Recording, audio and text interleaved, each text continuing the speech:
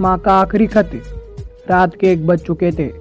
माँ कभी दरवाजे की तरफ देखती तो कभी एक नज़र दीवार पर लगी घड़ी की तरफ। माँ की आंखों में और चेहरे पर चिंता साफ नजर आ रही थी। थोड़ी देर में दरवाजे की घंटी बजी। माँ ने काफ़ी तेजी से दरवाज़ा खोला और सामने बैठे अशोक और बहू राधिका को देखकर पूछा, इतनी देर क्यों हो गई? मैं कब से तुम्हारी राह देख रही थी। माँ, मैं अब छोटा नहीं हूँ, तुम मेरी चिंता मत किया करो। अशोक घर के अंदर प्रवेश करते हुए बोला, बेटा कितना भी बड़ा हो जाए माँ के लिए छोटा ही रहता है। चलो छोड़ो, हाथ पैर धो लो, मैं तुम्हारे लिए खाना लगा देती हूँ। माँ ने दरवाज़ा बंद करते हुए कहा, माँ जी हम बाहर से खाना खाकर आए, आप खा लीजिए, हम सोने जा रहे हैं। बहू राधिका ने कहा, लेकिन मैंने तुम लोगों की पसंद की जलेबी बनाई है, आओ थोड़ी थोड़ी खा लो। माँ तुझे एक बार में समझ में नहीं आता क्या? तेरी बहू ने कहा ना हम बाहर से खाना खाकर आए, क्यों परेशान करती है? जा तू जलेबी खा ले और सो जा, और हमें भी शांति से सो जाने दे।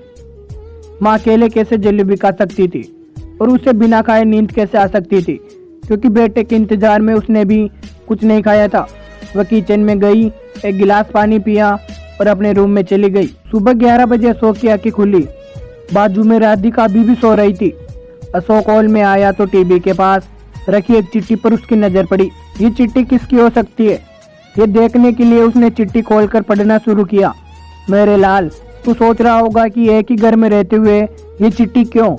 मैं तुम्हें बोलकर भी ये बात बता सकती थी।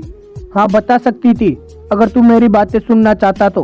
किसी ट्रेन की तरह तू आता है और कुछ ही पलों में निकल जाता है। खैर वो सब जाने दो, कल तुम्हारा जन्मदिन था, इसलिए मैंने जलेबी बनाई थी।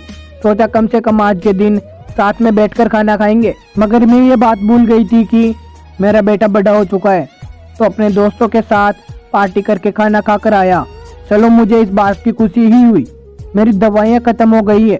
मैंने कुछ दिनों पहले तुझे दवाई की एक चिट्ठी दी थी, अगर वक्त मिले तो वह दवाई मुझे ला कर देना, मुझे थोड़ी राहत हो जाएगी। अशोक को याद आया कि 4-5 दिन पहले माँ ने एक दवाई की चिट्ठी दी थी। उसने अपनी ऑफिस के बैग में जाकर उस चिट्ठी को तलाशा और उसे खोल कर देखा। उसमें लिखा था, मुझे ऐसी दवाई ला कर दो जिससे मैं अपने बेटे को भूल सकूं। अशोक को रियलाइज हुआ कि मुझसे बहुत बड़ी गलती हो गई है। उसकी आंखें नम हो गई। वह तुरंत अपने माँ के कमरे की तरफ दौड़ा। सबसे पहले उठ जाने वाली माँ आज क्यों नहीं उठी भी देखकर उससे आश्चर्य हुआ। उसने माँ को उठाने की काफी कोशिश की, लेकिन माँ एक गहरी नींद में सो चुकी थी। अशोक के पास फूट फूट कर रोने के अलावा कोई और चारा नहीं बचा। दोस्तों, ये कहने की जरूरत नहीं है कि माँ बाप जीवन में कितने मूल्यवान हैं। उनके रहते हुए ही उनकी सेवा करो, उनसे प्यार करो। वे चले जाएंगे तो कुछ नहीं कर पाओगे।